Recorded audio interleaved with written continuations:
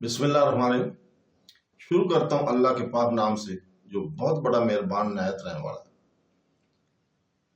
دیکھتی آنکھوں اور سنتے کانوں کو السلام علیکم۔ بہنوں، بھائیوں، بزرگوں، اسلامی خواتین کی علماء، صوفیہ کرام اور تاریخی شخصیات کی معلوماتی سیریز کی ویڈیوز میں آج ہم ماریا الفا کی سنہیات اور ان کی مزار کی تاریخ کو بیان کر رہے ہیں۔ ماریا الفا ایک ممتاز انڈونیشیا قاریہ، قرآن پاک کی خاتون قاری، معلم اور عالم میں جنہوں نے انڈونیشیا کے اندر اور بین الاقوامی سطح پر قرآن پاک کی تلاوت اور تعلیم کو فروغ دینے میں اہم کردار ادا کیا تھا۔ لامونگن، مشرقی جاوا، انڈونیشیا میں سن 1955 میں پیدا ہوئی۔ ماریا الفا ایک دیندار مسلمان گھرانے میں پلی بڑھی جنہوں نے چھوٹی عمر سے اسلامی تعلیم اور قرآنی علوم میں ان کی دلچسپی کو فروغ دیا۔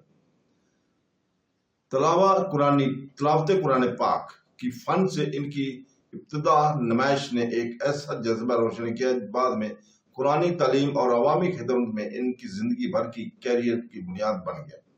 انہوں نے اپنی جوانی میں قرآن پاک کے کچھ حصے حفظ کیے اور انڈونیشیا کی قرآنی تلاوت کی انتہائی سریلی اور روحانی طور پر افزائش کرنے والی روایت میں تجربہ کاریوں اور کے تحت سختی سے تربیت حاصل کی۔ ماریا الفا نے 1980 میں قومی شہرت حاصل کی جب انہوں نے خواتین کے زمرے میں انڈونیشیا کے باوقار قرآنی تلاوت مقابلہ قومی مسابقہ جیتا۔ ان کی مسحور کن آواز، تجوید، قرآن پاک کی تلاوت، قواعد پر مہارت اور تلاوت کے ذریعے غیر جذباتی اظہار نے ان کے اس ملک میں ایک محبوب شخصیت بنا دیا۔ 1982 میں انہوں نے بین الاقوامی پیداری حاصل کی جب وہ ملیشیا کے کوالالمپور میں بین الاقوامی قرآنی تلاوت مقابلہ جیتنے والی انڈونیشین خاتون بانی۔ اس کامیابی نے نہ صرف انڈونیشیا کو عزت بخشی بلکہ اسلامی اسکالرشپ کے میدان میں صنفی دیقیانوسی تصورات کو بھی بکھیر دیا، خاص طور پر ایک ایسے علاقے میں جہاں روایتی طور پر مردوں کا غلبہ ہے۔ بین الاقوامی مقابلوں میں کامیابی کے بعد ماریا الفا نے خود کو قرآنی تعلیم کے ادارہ جاتی ترقی کے لیے وقف کر دیا۔ وہ central institute for the development of قرآنی تلاوت کے ساتھ گہرا تعلق بن گئی۔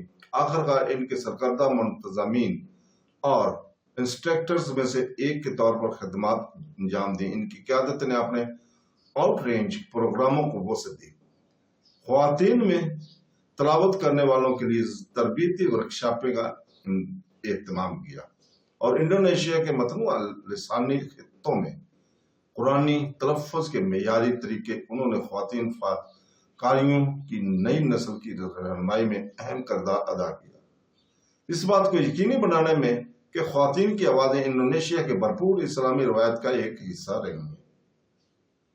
ماریا الفا کی قرآن سے وابستگی کارکردگی سے آگے بڑھ گئی۔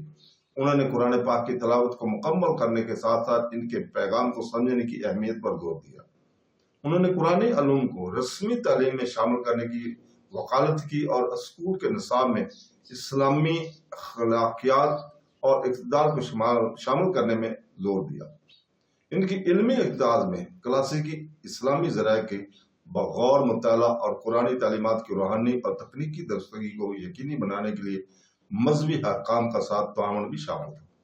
اپنے پورے کیریئر کے دوران ماریا الفا کو انڈونیشیا کی حکومت اور بین الاقوامی اسلامی تنظیمی دونوں سے متعدد ایوارڈز اور تعریفیں ملی ہیں۔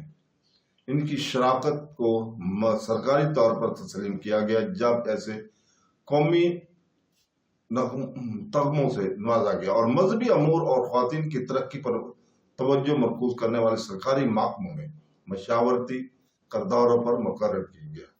اسلام میں خواتین کو بااختیار بنانے کی ایک علامت کے طور پر انہوں نے اسلامی سخاوت اور تعلیم کے بین الاقوامی فورم میں انڈونیشیا کی نمائندگی بھی کی ہے، جہاں انہوں نے بصیرت کا اشتراک کیا ہے کہ کس طرح قرآنی اقتدار کے جدید معاشرتی ترقی کے ساتھ ہم آہنگ کیا جا سکتا ہے۔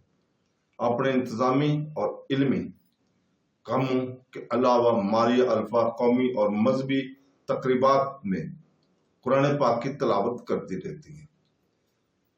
ماریہ الفا اب بھی زندہ ہے اور انڈونیشیا کے مذہبی اور تعلیمی منظر نامے میں ایک نمایاں شخصیت ہے۔ اس طرح اطلاع دینے کے لیے موت کی کوئی تاریخ یا جگہ نہیں ہے۔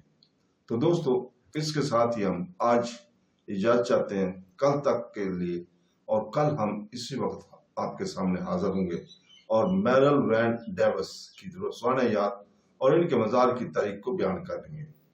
آخر پر ہم اللہ تعالیٰ سے دعا گوئیں کہ وہ ہمیں قرآن پاک اور حدیث نبوی پر عمل کرنے کی توفیق عطا فرمائے۔ آمین ثم آمین۔ اللہ حافظ۔